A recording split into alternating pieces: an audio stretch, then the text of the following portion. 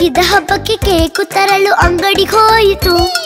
ಅಂಗಡಿಯವನು ಕಾಸು ಕೇಳಲು ಅತ್ತು ಬಿಟ್ಟಿತು. ಅಮ್ಮ ಬಂದು ಮುದ್ದು ಮಾಡಲು ಖುಷಿ ಪಟ್ಟಿತು.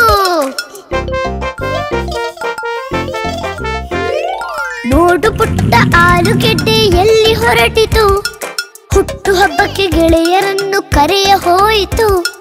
ಕೈಯಲ್ಲಿರುವ ಬಲೂನ್ ಮಡೆಯೇ ಅತ್ತು ಬಿಟ್ಟಿತು.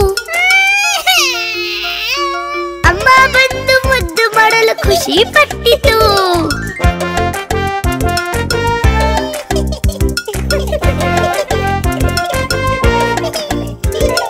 ನೋಡು ಪುಟ್ಟ ಆಲೂಗೆಡ್ಡೆ ಎಲ್ಲಿ ಹೊರಟಿತು.